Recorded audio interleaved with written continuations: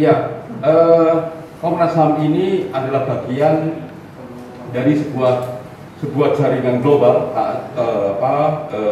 National Human Rights Institution, Komnas HAM seluruh dunia yang memiliki akreditasi A dan memang di bawah mekanisme Dewan HAM PBB di Jenewa sana.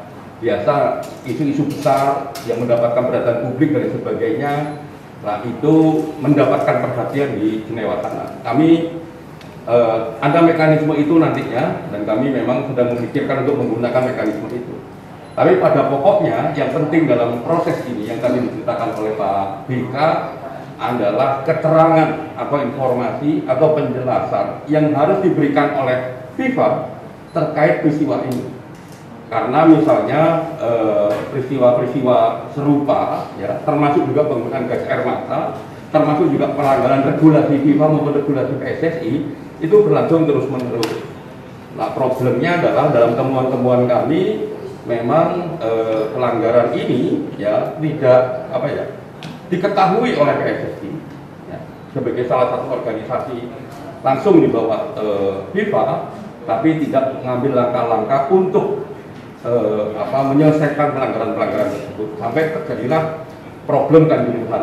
Makanya pertanyaan-pertanyaan kunci tadi soal mekanisme pengawasan, mekanisme pemberian sanksi, termasuk juga mekanisme pemberian sanksi terhadap individu-individu. Nah ini kami menjadi salah satu pokok dalam permintaan keterangan terhadap FIFA. 5 poin tadi adalah klaster besar tema yang akan kami tanyakan kepada FIFA, bukan jumlah pertanyaan. Jumlah pertanyaannya lebih banyak, temanya detail-detailnya lebih banyak. Titik utamanya di perbandingan adalah video kunci dan CCTV yang kami dapatkan, ya, itu adalah gas air mata itu sendiri. Ya.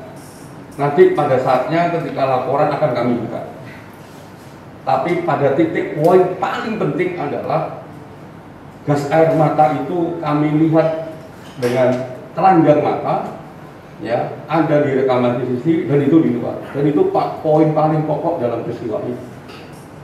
Dan itu ya perlu ya. Jadi semakin memperkuat keyakinan kita ya. Begini, kenapa kami yakin? Karena video kunci itu dari dalam stadion, sementara CCTV dari luar stadion.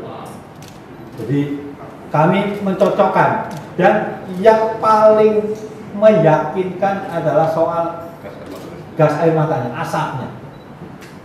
Jadi ini yang kemudian kami tambah tebal, tambah yakin, itu dari situ. Videonya dari dalam, video yang kami miliki yang eksklusif itu, begitu, terus kemudian CCTV-nya dari luar. Nah, kalau soal penggunaan gas air matanya sendiri, dan itu menjadi problem pokok tidak hanya terjadi di video kunci kami yang tadi diceritakan oleh Pak BK dibandingkan dengan yang dari luar, tapi juga hampir semua mata yang menonton video yang sudah terpublikasi baik di media teman-teman maupun di media sosial, itu kan jelas itu penembakan gas air mata ke tribun. Jadi nggak perlu digambarkan, bisa lihat semua. Pak, izin Pak. Sini. Terima kasih tadi kan ada penemuan soal gas air mata di Pak, itu kan sudah menjadi alat bukti nanti. Apakah rekomendasi alat bukti yang nanti dari regulasi untuk memperkuat proses penyidikan dari Pak Kepolisian seperti Pak? Iya pasti, seperti karakternya Komnas HAM bahwa ini nanti kalau memang ada penegakan hukum dan sebagainya dan kami memiliki bukti, ya kami minta untuk melakukan penegakan hukum, dan pasti bukti-buktinya kan juga kami sertakan, termasuk hasil lab yang sedang kami proses.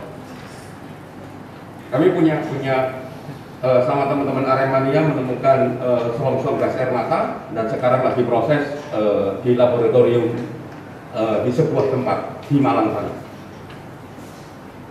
Terkait Pak Anto, apakah sudah kan sempat disangkakan bahwa tidak jadinya ekshumasi itu karena keluarga tidak nyaman dan lain berkali-kali. Sejauh ini apakah Komnas HAM sudah berkoordinasi dengan LPSK terkait perlindungan kepada Pak Anto sendiri?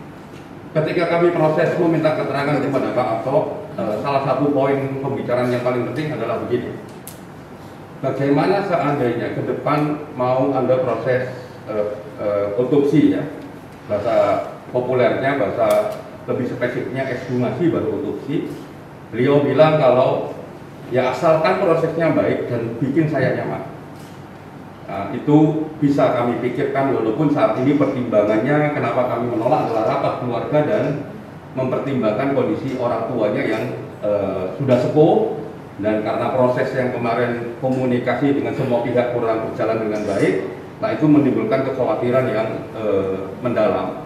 Nah itu dia bilang, termasuk misalnya kalau seandainya kedepannya memang tetap ada otopsi, ya dia minta supaya memang ini dalam pembicaraan kami ya harus ada pengawas termasuk Komnas HAM gitu. Dia bilang kalau bisa Mas Anam teman-teman Komnas HAM datang untuk ngawasi. Kami bilang kami datang ke sini memang untuk ekshumasi awalnya, dan ini ada suratnya dari kepolisian, kami diundang untuk ngawasi ekshumasi. Gitu. Yang kedua memang soal pendampingan juga harus diberesin, jadi dia tidak merasa sendirian. Yang ketiga yang paling penting adalah dalam proses otopsinya sendiri melibatkan dokter independen. Jadi tidak hanya dokter dari kepolisian. Itu yang diobrolkan oleh Pak Atok kepada kami. Terima kasih sudah menonton. Silakan subscribe, like, dan jangan lupa komen di bawah ya Bola Spotter.